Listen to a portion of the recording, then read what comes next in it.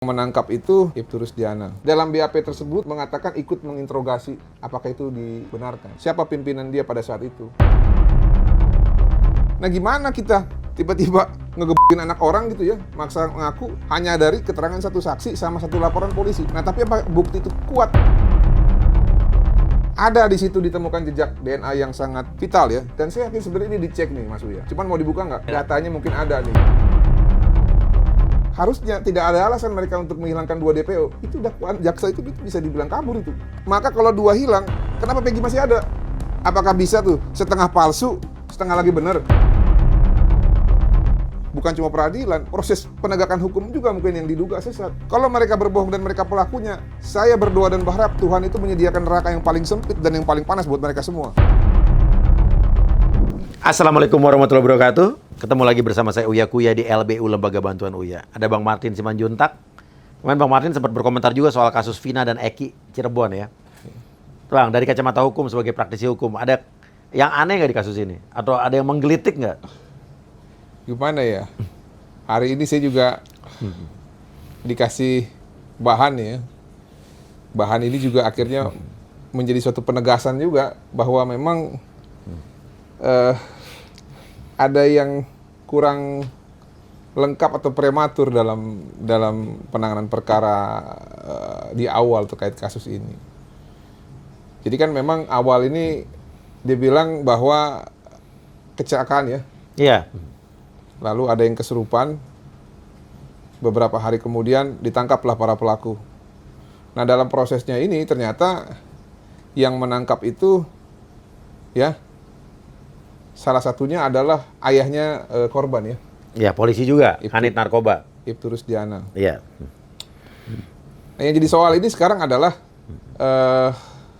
ada satu saksi ya yang dari awal itu dianggap sebagai saksi kunci. Yang keterangannya itu sekarang kalau kita lihat sebenarnya banyak kejanggalan. Nggak masuk akal ya? Ya. Siapa nih? Aep? Aib. Aep.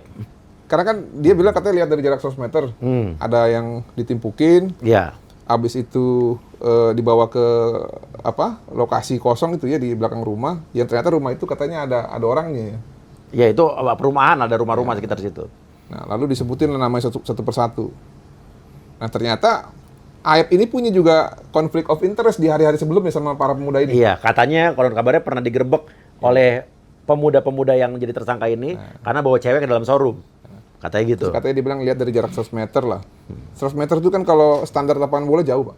Mas Uya. Iya, iya. Gimana dia bisa persesuaikan satu persatu tersangka yang jadi terpidana dan mencocokkan secara identitas. Dan kita udah sempat rekonstruksi di tempat kejadian dari 100 meter malam hari. Kayak begini nih, Bang. Kita lihat ini anggap aja warungnya lebih deket nih. Ya walaupun warungnya di sebelah sana ya. Jarak 100 meter di sana ya. Coba kita lihat. Mungkin nggak Aep melihat mengenali korban dari jarak seperti ini gitu. Sekarang kasih lampu. Nggak terlihat kan? Coba zoom. Wah, ini sih benar-benar superhero yang bisa ngelihat begini sih. Bentuk orang iya, gelap banget tapi. Tapi dulu ada warung di sini? Ada warung. Tapi nggak pernah buka sampai malam. Ini dari 2022. Dari 2022 warung ini? Baru ini, baru. Oke, andai kata misalnya di sini. Ya. Coba, kamera lihat sana. Mana sih mereka? Karena udah tikungan ke sana sih, udah nggak kelihatan. Siluet banget sih. Coba sekarang normal, kamera normal. Mungkin nggak Aep bisa mengenali tersangka-tersangka ini dengan jarak sebegini mukanya?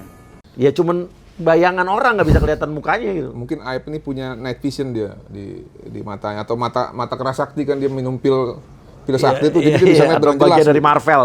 Nah, makanya kalau menurut saya Aep ini patut diduga ya, patut diduga memberikan keterangan yang tidak benar gitu loh. Iya. Nah, yang jadi soal sekarang adalah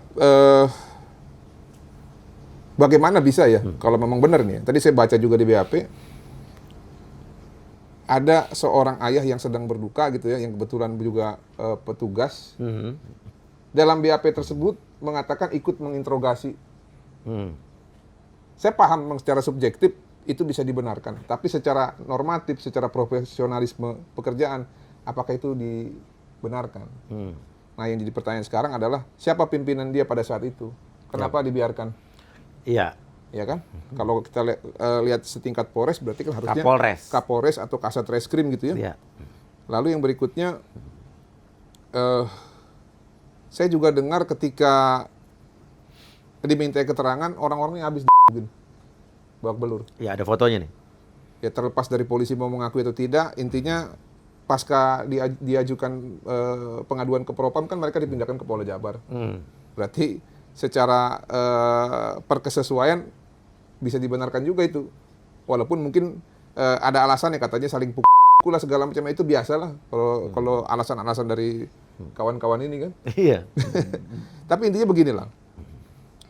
Setiap orang itu kan memang punya hak asasi manusia ya, maksudnya. Yes. Terlepas dari benar atau salah. Nah, kita tahunya sekarang aja nih, ya kan? Karena sudah ada putusan pengadilan. Coba pada saat itu kan, pada saat mereka diperiksa ini kan seharusnya orang-orang yang punya hak asasi manusia ini harus diterapkan juga asas hukum. Iya. Apa itu presumption of innocent. Walaupun polisi ini punya asas sendiri dia. Asas dia presumption of guilty. Tapi presumption of guilty atau praduga bersalah itu harus dilandaskan dengan bukti. Nah, gimana kita tiba-tiba ngegebukin anak orang gitu ya, maksa ngaku hanya dari keterangan satu saksi sama satu laporan polisi. Kalau laporan polisi ini kan bebas aja kita buat. Iya. Hanya dengan satu saksi. Nah, tapi apa bukti itu kuat untuk menuduh orang ataupun, ya mohon maaf ya, ini terjadi atau tidak. Terus dengan kekuatan fisik yang menurut saya kalau dari hasil karyanya itu ya luar biasa tuh. Dan sekarang para saksi dan termasuk Saka Tatal mengaku bahwa dia mengakui pada saat itu karena sudah tidak tahan lagi karena Ya, itu kan ya memang nggak semua orang kuat menghadapi siksaan. Makanya kita patut bangga ya kepada para the founding fathers dan juga pejuang-pejuang kemerdekaan ya. Mereka walaupun disiksa, walaupun nggak ngomong. mereka tetap mau berjuang buat negara ini. Nah, tapi beginilah, pada intinya memang sakit itu disiksa. Jadi ketika mereka disiksa dan terpaksa harus mengikuti kemauan dari orang-orang ini, ya itulah yang terjadi. Tapi kita berbicara gini loh, harus dua arah nih. Let's say itu penyiksaan itu tidak ada hubungannya dengan keterangan tersebut. Iya. Berarti kan mereka ini sekarang ini semua layak divonis gitu ya. Tapi kan boleh juga kita garap dari versi yang lain. Versi penyiksaan tersebut. Nah, kalau saya menarik begini, dari antara dua versi ini mana yang lebih masuk akal nih untuk kita bahas? Apakah menurut versi yang sudah putus di pengadilan atau versi sebaliknya? Versi di mana mereka mengaku tidak bersalah. Salah satu yang disuarakan adalah suaranya Saka Tatal ya. Iya. Nah, sayangnya dari keterangan-keterangan dan juga bukti-bukti terbaru, ya, bukti apa sih? Saksi, surat, sama keterangan ahli kan. Kalau kayak petunjuk sama keterangan terdakwa itu nanti di persidangan itu. Makanya kalau ada pengacara katanya ngakunya hebat, bilang-bilang bukti petunjuk, ini jangan asalan ngomong nih. Baca itu nanti pasal 183 sama pasal 18, saya lupa, 7 sama 9. Yang dimaksud bukti petunjuk adalah perkesesuaian antara keterangan saksi Dengan surat dan keterangan terdakwa yang hanya dimiliki oleh hakim. pasal persidangan. Iya. Jadi kita hanya bisa sages aja, Kak. Bisa kita bilang alat bukti petunjuk. Nah, yang dimaksud petunjuk itu beda dalam proses adjudikasi. Itu namanya petunjuk itu adalah bisa diperoleh dari keterangan saksi, bisa diperoleh dari barang bukti, bisa diterima diambil dari surat ataupun ahli. Tapi ini bukan alat bukti. Tidak sesuai dengan yang disampaikan oleh standar penetapan tersangka dan naiknya penyidikan yang dimaksud oleh Mahkamah Konstitusi gitu loh. Bahwa minimal ada 2 alat bukti. Alat bukti. Nah, intinya sekarang bukti-bukti ini justru berbalik nih. Ya. Itu ada keterangan Liga Akbar. Liga Akbar yang mencabut keterangan bilang Dan katanya mengatakan bahwa bahkan menunjuk langsung ke Ibtu Rusdiana ya. iya, dia dibilang disuruh untuk mengakui hal tersebut. Walaupun dia bilang katanya penyidik yang nyuruh. Penyidik Iya. yang di Polres. Yang diarahkan. Nah, tapi katanya patut diduga ada hubungannya dengan Ibtu Rusdiana. Nah, kalau kita hubungkan dengan BAP di tanggal berapa Agustus tadi? Yang jam 18.20. 30 Agustus.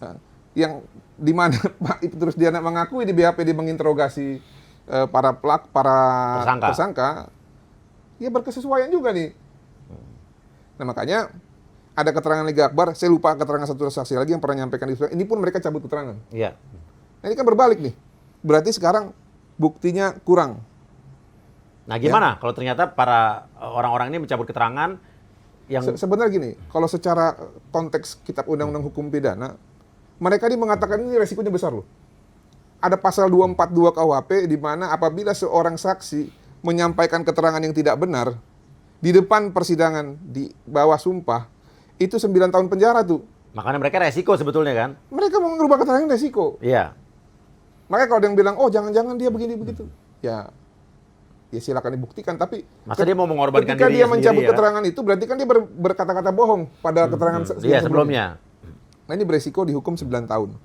Nah kalau saya percaya begini, ini tentunya mencabut keterangan ini harus dilandaskan oleh satu alasan yang kuat. Apakah penyesalan? Apakah karena memang faktanya seperti itu? Atau karena hal-hal yang lain seperti yang dituduhkan mungkin dari dua belah pihak gitu ya? Iya.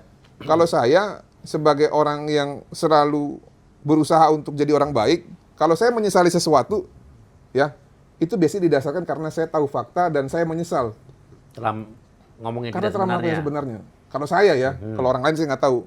Mungkin sama aja nih sama kayak si Liga Akbar sama saksi yang satu lagi. Mungkin dia menyesal karena keterangan yang ternyata diarahkan itu justru Membuat menghukum teman-temannya orang yang tidak bersalah. Kalau memang mereka tidak bersalah. Dan kalau dia cabut keterangan berarti yakin dia nggak bersalah. Bener nggak? benar. Nah, itu. Logik. Jadi kalau menurut saya ya bukti-buktinya itu berkurang. Ya. Apalagi kita di saksi dua. Iya, iya. Oke, dengan Terus- bukti berkurang itu artinya Yang berikutnya dari yang saya ikutin juga. 2016 itu kan udah zaman digital ya. iya. Nah, dan akhirnya juga dikonfirmasi juga oleh Pak Kapolri melalui pidatonya Pak Agus Andrianto ya, yang mengatakan bahwa penanganan perkara kasus Vina dan Eki ini di 2016 sangat tidak mengedepankan Scientific Crime Investigation System. SCI. Padahal di tahun yang sama Scientific Crime Investigation System itu juga digunakan dalam kasusnya kopi sianida yang sedang Iya, kita tangani iya. juga saat ini ya. Nah, apa yang tidak dimaksimalkan? Yang pertama nih, penyesuaian DNA. Ada di situ ditemukan jejak DNA yang sangat vital ya. Karena gini, kalau terjadi pemerkosaan itu, kalau memang si laki-laki ini meninggalkan jejak itu pasti ketangkep. Spermanya. Pasti, karena DNA-nya itu ya itu ngeling sama yang saya dengar ya, sama identitas. Tapi kemarin katanya alasannya udah bercampur dengan air dan tanah dan lain sebagainya katanya. Enggak, itu mah sedikit aja cukup kok. Makanya saya pernah tantang si Febri begini di kasus Joshua ya. Gini, saya pernah tantang, oke, kau tuduh si Joshua memperkosa Bu Putri di tanggal 7 Juli. Tanggal 7 ya? Tanggal 7 kan? Oke. Kasih, walaupun nggak ada saksi, kasih saya 1 titik aja DNA-nya Joshua yang ada di kamar itu. Udah, saya mundur langsung dari tim pengacara Joshua. Kalau kamu bisa kasih. Sampai sekarang nih, nggak pernah dikasih. Loh ini sekarang dalam kasus Vina ada kok. Ya ada spermanya katanya. Tersangkanya ada kok, 8 orang. Sekarang malah jadi tambah 9 kan? Kalau saja kemarin, dan saya yakin sebenarnya ini dicek nih Mas Uya. Cuman mau dibuka nggak? Itu pasti ada kok. Sebetulnya ada kali ya? Pasti ada. Sama tim forensik nih. Jadi kalau harusnya dicek pada saat itu, DNA ini sperma siapa sebetulnya? Kan? Datanya mungkin ada nih. Iya. Tapi apakah mau dibuka atau tidak? Nah inilah yang butuh di transparansi. Apakah katanya udah hilang segala macam, kita nggak tahu. Tapi intinya beginilah.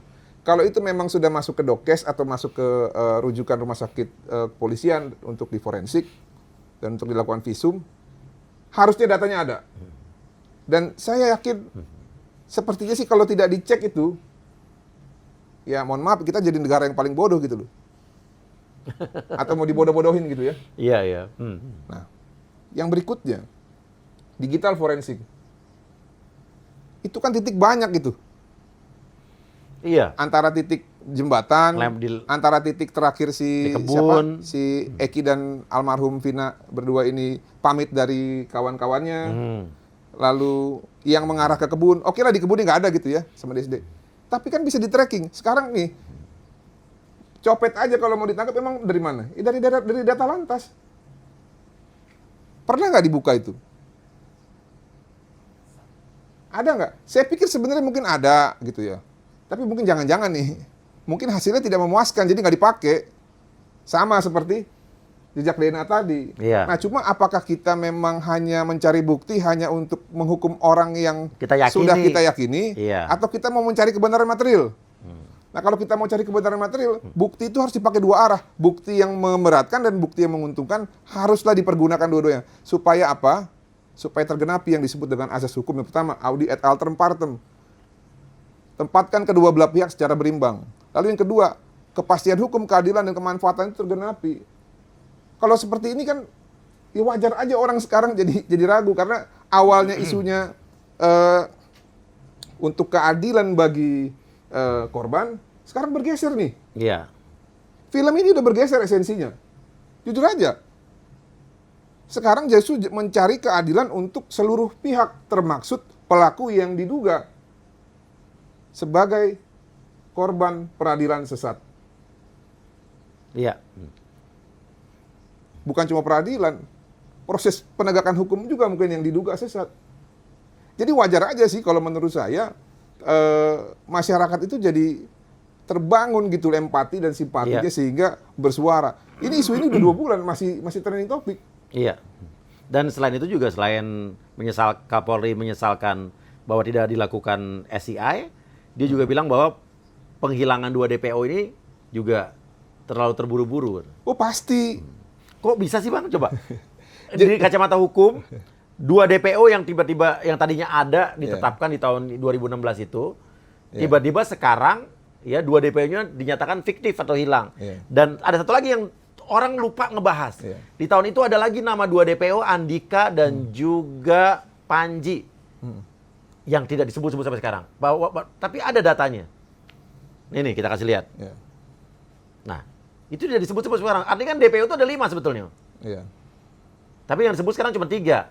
Yang ditangkap ala Peggy alias Peron yang dianggap Peggy Setiawan sekarang nih. Terus Andi dan Dani dihilangkan, dianggap fiktif. Yang katanya dia tugasnya di BAP memindahkan mayat. Ya kan? Dan ada 2 lagi DPO yang tidak disebut-sebut sama sekali, Panji dan Andika. Oke. Kita harus balik lagi nih. Berarti kita harus menggunakan standar pembuktian sesuai dengan pasal 184. Saksi, surat, ahli ya. Nah, yang jadi pertanyaan sekarang, apakah keterangan saksi, ahli, dan surat ini masih digunakan sesuai dengan 2016? Dan apakah masih konsisten atau tidak? Termaksud para saksi pelaku atau crown witnesses. Ya, 7 orang tersebut. Sudirman, Saka Tatal, dan saya lupa 5 lagi siapa. Termaksud Eko, si Supri. Ucil ya? Ucil alias Rivaldi. Rivaldi ya, oke. Nah, ini perlu kita dalami. Tapi saat ini memang belum dibuka sama polisi. Apakah mereka masih konsisten semua dengan keterangannya?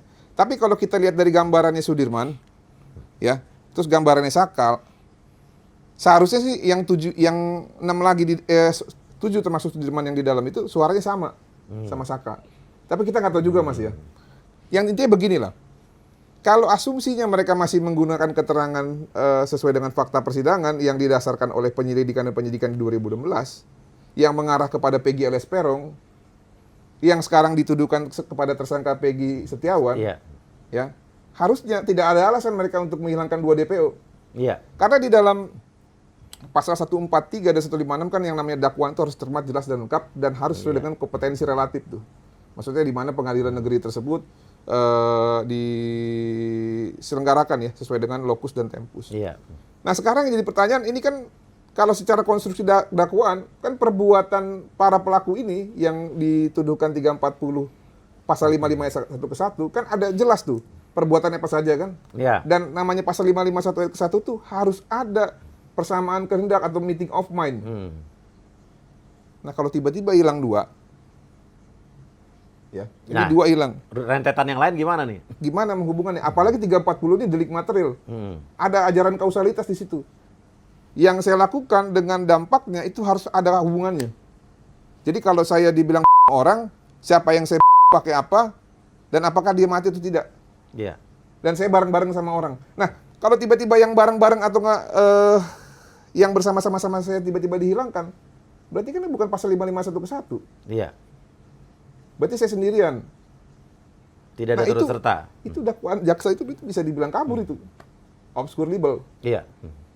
Dan yang 2 DPO dihilangkan ini kan katanya mengangkat jenazah, memindahkan jenazah, yang membawa jenazah ya. Iya, berarti kan dia ikut juga kan di tanah kosong kan? Iya, iya.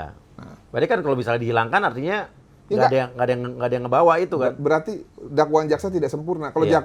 dakwaan jaksa tidak sempurna, layaknya yang disebut oleh postulat Latin, in criminalibus probationes beden esse luce cleores, bahwa pembuktian hukum pidana itu harus lebih terang daripada cahaya. Lah gimana? Lu gimana membuktikan dakwaan lu udah kabur? Gimana lagi lu membuktikan? Makanya saya bilang, ini polisi harus hati-hati.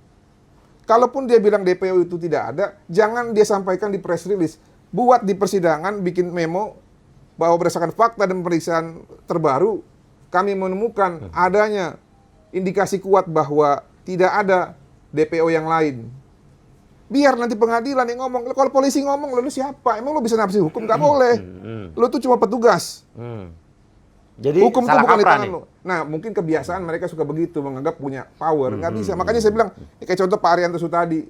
Udah dinasihatin berkali-kali sama rekan-rekan yang lain, karena kayak Bang Johnson, Bang Saur. Cuman memang keras kepala, nggak ngerti juga apa yang dimaksud itu. Jadi sebenarnya ini membahayakan pekerjaan polisi sendiri. Kalau digunakan press release itu buat PK sama para terpidana yang lain, apa nggak runyam nanti? Nah itu maksud saya. Jadi kita itu kalau ngomong ya jangan hanya berdasarkan ilmu sosial, tapi ilmu hukum itu harus kita pahami gitu loh. Itu sih saran saya. Jadi ya hati-hatilah kita berbicara. Ya bagus juga Pak Kapolri menyampaikan kan, Iya, iya. supaya ke depan setiap yang menyampaikan sesuatu itu harus hati-hati. Karena konsekuensinya itu ya hukum. Putusan hukum itu apalagi yang sifatnya menghukum, itu setara undang-undang. Apalagi putusan hukum pidana. Nah, artinya kalau 2 DPO ini dihilangkan, apa yang bisa terjadi nih? Ya sekarang kan asumsinya balik lah, nggak hilang lah, karena katanya terburu-buru. Iya. Oke lah masih ada gitu ya. Itu hanya salah omong aja. Kalau konsekuensinya beneran dihilangkan, ya harusnya itu bisa digunakan sebagai dalil untuk peninjauan kembali. Iya. Karena gini, nggak bisa dia bilang kecuali ada keterangan yang berbeda. Makanya saya mau tahu sebenarnya keterangannya Ucil sama keterangan 7 terpidana ini sama atau tidak. Kalau sama, maka kalau 2 hilang, kenapa Peggy masih ada? Iya. Gitu loh. Kenapa Peggy masih ada? Apakah bisa tuh setengah palsu, setengah lagi benar? Kan aneh juga. Iya, nggak mungkin ya kan? Nah makanya kalau saran saya, kalau saya setuju sebenarnya, tapi susah juga udah ditahan si Peggy ya. Karena kan kalau ditahan kan ada limit waktu. Berdasarkan pasal 27 sampai 29 KUHP kan kalau dia diancam 9 tahun tuh hanya bisa 120 hari di proses kepolisian. 20, 40, 30, 30. Nah, sedangkan PK kan agak lama. Nah kalau saya sih kemarin sebenarnya berharap, udah PK aja dulu lah. Biar kita buktikan nih, apakah mereka korban salah tangkap, salah proses hukum, atau memang mereka berbohong gitu loh. Kalau mereka berbohong dan mereka pelakunya, saya berdoa dan berharap Tuhan itu menyediakan neraka yang paling sempit dan yang paling panas buat mereka semua. Tapi kalau mereka bukan pelakunya, ini kewajiban kita semua untuk bela orang ini. Ya benar, kita fair kan? Iyalah. Karena indubio pro reo kan. Bahwa apabila hakim memiliki keraguan-raguan terhadap para terdakwa ini, harus dibebaskan. Nah memang sayangnya pada saat itu kan hakim yakin ya. Ya wajar aja sih. Ya dihadapkan dengan tuduhan yang keras gitu ya. Pembunuhan berencana, pemerkosaan. Wajar aja hakim itu punya keyakinan mungkin yang diawali sebelum dimulainya persidangan. Tapi beginilah, kalau saya melihat sekarang kondisinya sudah berbeda, ya. Seluruh bukti, seluruh fakta itu lebih transparan dan lebih dua arah saya lihat. Jadi siapapun nanti hakimnya di kasus Peggy atau hakim PK nanti di tingkat Mahkamah Agung, dalam memeriksa perkara ini pastilah jauh lebih berhati-hati. Karena kenapa? Informasi yang sampai itu tidak satu arah. Sekarang ada 2 arah nih. Nah makanya inilah yang disebut dengan kontrol sosial yang baik gitu. Iya, harus ada pembuktian yang benar-benar. Kalau saya sih berharap, ya apalagi sekarang kan Sudirman udah dibela sama ketua umum kami, Pak Pro atau Sibuan. Gak usah diragukan lah kalau ini pengacara profesional yang tidak punya kepentingan dalam hal hanya untuk mencari sensasi. Betul. Gitu. Saya yakin lah kalau sama beliau. Ya kita lihat nanti. Dan di tangan beliau dan kawan-kawan peradi yang lain, saya yakin ini pembelaan terbaik nanti nih buat para mereka, ya. Buat para nggak tahu siapa Sudirman doang atau semua ya. Iya. Dan bagus juga Apalagi kalau novum kan udah dapet nih. Iya. Satu alat bukti, Penasaran kita saksi ya. kan. Iya. Terus adanya bukti yang tidak digali secara optimal. Ya tadi itu kan hasil visum. Iya. Terus digital forensik, Iya. belum yang lain-lain. Saya yakin lah, saat ini nanti pada saat diajukan PK, harusnya posisinya itu berbeda dengan pada saat mereka ini menjalani pemeriksaan ataupun persidangan Iya. di tahun 2016. Iya. Itu sih kalau saya lihat. Dan Bang, ada 2 pertanyaan terakhir nih. Kemarin Polri ya sudah memberikan satu bukan sanggahan versi mereka bahwa Saka Tatal tidak kok. Mereka mengeluarkan foto ada Saka pakai baju hijau diperiksa duduk. Udah itu tuh. Ini fotonya nih. Bahwa yang disampaikan bahwa seperti hanya mendapat intimidasi dan lain sebagainya, ini bukti bahwa penyidik berhati-hati secara profesional ketika melaksanakan pemeriksaan. Tapi kenyataannya ada foto ini nih mereka babak belur. Itu foto tadi sebetulnya polisi mengeluarkan foto itu tuh sebetulnya hanya bukti satu foto itu gimana Bang ya? Jadi gini loh, ya. Saya ini udah banyak lah dengar keganasan mereka gitu ya di belakang layar gitu. Kadang keganasan itu bisa kita toleransi karena memang penjahat yang ditangkap itu beneran penjahat. Iya. Jadi kalau penjahat itu memang harus dilakukan jahat itu. Saya setuju. Banyak cerita didor lah kan gitu kan. Saya tanya, lo kalau didor kebanyakan lo jelasinnya gimana nanti tuh? Kalau dia keberatan, ya gitulah Bang, karena kami udah kesel kali. Gimana korbannya anaknya masih kecil-kecil, di sampai babak belur begitu kan, terus dibuang di ini, ya kami juga marah juga. Kesel ya. Ya tapi gimana kalian jelasin? Masa kalian bisa melubangi 12 ngakut juga. Banyak lah, cuman kan karena orang ini jahat, kita pun nggak masalah gitu. Iya. Tapi bagaimana ternyata kalau kita memperlakukan orang tidak manusiawi, tapi ternyata bukan dia pelakunya. Ini kan juga sedih juga kita kan. Nah, kalau saya lebih begini Mas Uya. Ada orang yang mengaku ada orang yang mengatakan saya tidak dia. Iya. Ya. Lalu ada keterangan. Keterangan siapa yang layak dipercaya? Tapi bukti foto ini nih itu harus diklarifikasi nih siapa mereka? Apakah hantu atau napi lain mungkin? Kalau, ya kan? kalau tidak kan foto itu kan foto apakah bisa menjelaskan kejadian Sebelum dan setelahnya. dari waktu ke waktu? Iya. Sekarang apakah jangan-jangan foto itu diambil 1 bulan setelah disiksa atau sebelumnya atau 1 jam sebelum disiksa? Kita kan nggak tahu juga. Nah makanya kalau saya sih gini lah, ini ya sudah berlalu juga kan. Kalau esensinya sekarang apakah dia atau tidak itu kan hanya untuk menyambungkan bahwa keterangan yang disampaikan itu dalam tekanan ya atau dalam paksaan. Iya. Tapi faktanya dia atau tidak ya biarlah nanti orang yang berbohong itu dihukum oleh sang penciptanya. Betul, itu setuju. Nah, kalau kita sekarang lebih ke arah bagaimana melihat kasus ini. Apakah benar 7 orang ini ya 8 lah sama si Ucil ya. Sama si Peggy ini benar-benar pelakunya atau bukan. Nah, kalau saya sih begini ya lihatnya ya.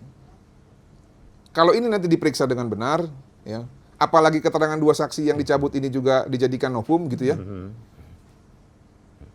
Saya sih optimis ya. Keadaan yang berbeda di 2016 sama 2024 ini akan lebih baik lah untuk proses persidangan ke depan dan tidak memberatkan kepada para terpidana yang akan mengajukan PK maupun Peggy. Karena all eyes on Peggy gitu ya di Jawa Barat nanti. Gitu loh. Oke, dan kita kasih lihat lagi foto mereka saat bonyok-bonyok ini. Apakah ini editan? Kasih tahu para pakar telematika. Bisa jadi diedit. Ya. Satu pertanyaan terakhir. Ya. Kemarin Polri juga melalui Kadif Humas sudah memberitahukan bahwa Polri meyakini kok ini Peggy adalah tersangkanya. Melalui bukti foto ini. Ini ada keterangannya dari polisi.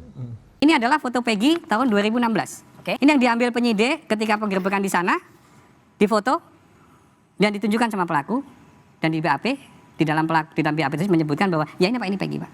Ini pelakunya. Ini sebagai contoh bahwa penyidik tidak asal-asalan untuk menetapkan siapa yang akan menjadi tersangka. Bapaknya Peggy itu memperkenalkan Peggy di tempat kosnya dia bukan sebagai Peggy, tapi sebagai Robi yang dibilang adalah keponakan dia. BAP juga udah kita ambil.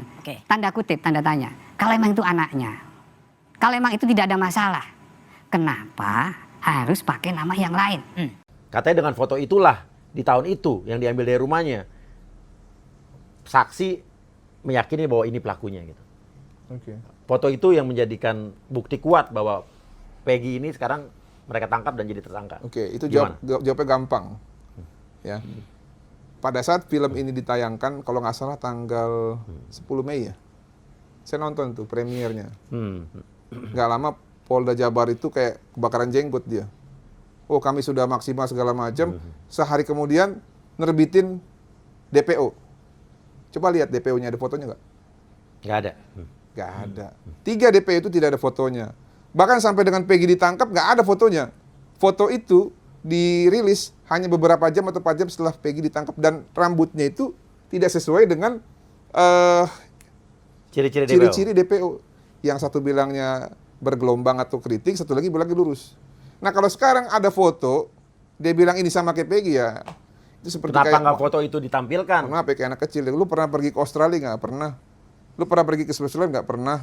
Berapa jam ke Australia sama ke Switzerland? 1 jam aja. Ya itulah kira-kira tuh. Kalau saya mau menyamakan argumentasinya dengan penyampaian foto tersebut. Jadi Udah nggak argumennya kayak masuk anak akal. kecil ya? Harusnya dari awal aja dibuka foto itu. Pemeriksaan dan juga dugaan keterlibatan Peggy itu kan sudah dikonfirmasi oleh ibunya di tahun 2016. Jadi foto itu masih ditampilkan pun juga sebenarnya sudah menjawab bahwa memang Peggy yang sekarang ditangkap ini memang sudah dicurigai gitu loh. Iya. Nah, coba yang jadi keterangan, yang jadi penasaran sekarang, apakah Peggy alias Peron itu adalah Peggy Setiawan? Nah, ini panjang lagi. Ternyata yang 10 orang itu yang ditangkap di awal-awal itu katanya nggak kenal sama Peggy. Kenal nggak? Nggak kenal. Nggak kenal kan? Itu ketika mereka nyebut Peggy, kenapa Peggy yang ini ditangkap? Kan harusnya kalau mereka mau orang sama-sama nih, ada ikatan ya. Atau dia cuma kayak gangster motor nih. Kadang-kadang kan gangster motor ya, sorry ya. Di janjian aja nih. Kita nanti ngumpul di Taman Mini, di broadcast tuh kan. Iya. Ini yang saya tahu ya. Itu yang nggak kenal bisa tuh. Nanti cuma bikin party lah, bikin Iya, grup iya, hari iya. itu doang untuk orang atau buat nyikat-nyikatin orang. Itu bisa dia nggak kenal. Nah, tapi harus diperjelas nih. Peggy ini apakah bagian dari mereka atau teman jauh yang lagi main? Ini terlepas dari Peggy ada di Bandung ya? Atau seperti apa? Gitu loh. Kok bisa tiba-tiba ketika nyebut Peggy, Peggy-nya si Perong gitu loh. Yang taunya Peggy Setiawan. Ini kan jadi apa? Jadi penasaran kita juga gitu loh. Bagaimana menghubungkan antara Peggy alias Perong dengan Peggy Setiawan yang ditangkap dan diproses penyidikan dan penetapan tersangka saat ini? Dan alamat DPO-nya pun berbeda dengan alamat Peggy yang sebenarnya yang sekarang ditangkap. Iya. Desanya beda desa. Nah itu. Tapi kan setidaknya begini. Kalau yang dituduh si Aep itu adalah orang-orang yang nongkrong di situ, ya kan? Berarti kan beberapa hari sebelumnya pun pernah nongkrong atau kan satu komunitas, atau enggak kebetulan lagi main. Nah, hubungannya apa gitu loh? Hubungannya sama siapa dari antara 8 ini? Apakah temannya si Saka, atau temannya Sudirman, atau temannya siapa gitu, atau satu geng motor, kalau mereka geng motor gitu loh. Atau seperti apa? Dan polisi juga kemarin menyertakan alat bukti waktu awal, ada ijazah dan apa tuh? Ijazah ya, ijazah Peggy Setiawan ya. Kira-kira gitu gimana? Bisa membuktikan bahwa dia pelakunya nggak, Bang? Apa Peggy itu diduga dengan mengetok dengan ijazah? Bukan, itu kan lebih ke persona aja ya, ke Iya. maksud identitas. Bahwa benar Peggy-nya adalah ini gitu ya? Ya. Nah, tapi kan yang bisa menentukan apakah Peggy Setiawan ada di situ atau tidak, Pelakunya ada bukan itu kan ya? kalau nggak saksi, ya, kalau Alat kayak bukti. bukti saintifik. Kalau identitas dia atau bukan itu untuk apa? 156 KUHP itu supaya jangan menuduh orang yang salah. Subjek hukum. Iya. Ya. Nah, kalau dia melakukan atau tidak itu saksi sama bukti saintifik, itulah DNA, itulah barang bukti. Gitu. Iya, DNA itu sebenarnya di kebun itu kalau emang dilakukan di kebun itu kan pasti tangannya nempel di mana-mana kan? Apalagi yang kemarin Iya. Mas Uya bilang itu kan, jeda waktu antara dilihat terakhir masih dalam keadaan hidup Sampai ditemukan mayat. ditemukan mayat itu cuma 45 atau sejam ya? Ya nggak sampai 1 jam. Kalau itu benar sih ya Berarti menimpukin, mindahin iya, ke jembatan itu waktu yang sangat pendek kan? ya terlalu pendek itu. Dan kalau emang itu dibawa dengan motor, kan katanya berdarah-darah, harusnya di sepanjang jalan itu pasti ada Iya. Ya mungkin radius berapa meter lah, mungkin Iya. radius 50 meter ada titikan darah. Darah, cingkrang. iya. Nah ini kan apa, inafis segala macam, kan jago itu. Iya. Ya. Ini tahunnya bukan tahun 1825 kan? Tahun 2016 kan, udah canggih kan polisi kita kan? Harusnya jago mereka cari itu. Ya. Apa mungkin dengan motor dipindahkan itu dengan keadaan berdarah, nggak ada Kalau tetesan dengan darah? motor simulasi begini Mas Uya. Berarti kan motor si korban harus dibawa. Iya. Itu minimal 1 orang yang bawa. Iya. Mayat kan harus dibawa 2 orang. 2 orang. Yang nyetir sama yang Iya. pegangin. Di pura-pura Nggak begini mungkin lah. mayatnya naik motor sendiri, supaya kan? dikira masih hidup kan. Nah. Berarti minimal 5 orang yang bawa. Nah, dari perjalanan di SD yang lapangan untuk itu sampai dengan jembatan, itu kan nggak mungkin nggak ada CCTV tuh. Ada Indomaret sama ada The Cari Garden aja apa salah ya? satu, bener nggak ada sih 5 orang ataupun lebih dari 5 orang yang jalan diduga membawa mayat korban dan juga motor itu melintas. Boncengan 3 minimal. Nah kan? kalau nggak ada, ya bahaya juga nih. Jangan-jangan nih. Jangan-jangan sebenarnya kejadiannya bukan seperti itu gitu loh.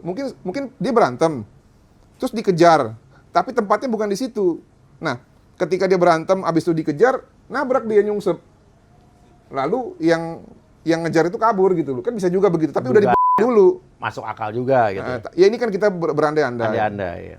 Tentunya ini tidak akan sesuai dengan fakta hukum karena sudah disidangkan Ini gitu. bisa jadi gitu. Bisa jadi seperti itu skenarionya gitu loh. Ya tapi apapun itu kalau Ya. saya sih berharap ya kepentingan korban ya yang sudah meninggal ini juga harus kita prioritaskan. Betul. Tapi tidak kalah dari itu, kalau memang ada beberapa anak manusia yang sebenarnya bukan pelaku, ya mereka juga harus dibela. Makanya harus dikasih kesempatan juga untuk dibela secara berimbang. Ya. Itu aja sih kalau saya. Ya kita lihatlah apakah Prapit bisa berjalan sebelum P21 keluar.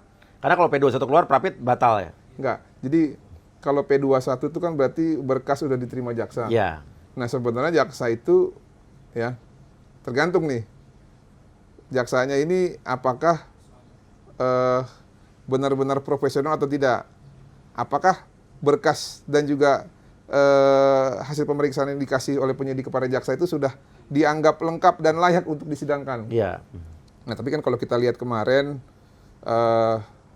atensi dari Pak ST Burhanuddin ya mengatakan mereka akan mengatensi kasus ini dan akan menjalankan secara profesional.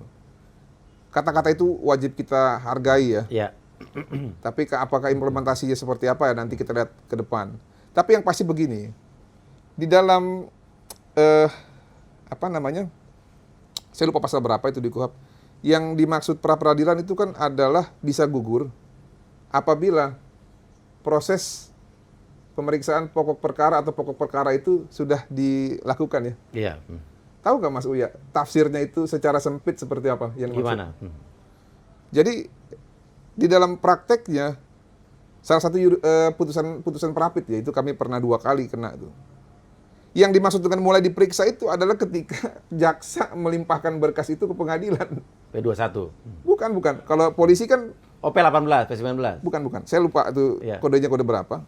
Kalau P21 itu berarti berkas dari polisi lengkap. Sudah diterima semua. Nah, kalau udah lengkap ini bebas jaksa mau kasih kapan. Hari itu pun langsung dibuasin ke pengadilan bisa. Bisa. Oh itu Bisa. Prapit udah nggak bisa lagi tuh. Bisa. Nanti kan dia tinggal bikin surat dakwaan Iya. itu kan nyusul bisa. Iya. Nah, dalam beberapa putusan pra peradilan yang merugikan kami, apabila proses pembuktian pra peradilan belum selesai dan berkas tersebut sudah dilimpah pengadilan, maka gugurlah pra peradilan itu. Ya. Apakah Prapitnya yang telat diajukan? Jadi bukan setelah surat dakwaan dibacakan dan dimulai pokok perkara, enggak. Dalam beberapa putusan yang kami kalah gitu ya. Iya.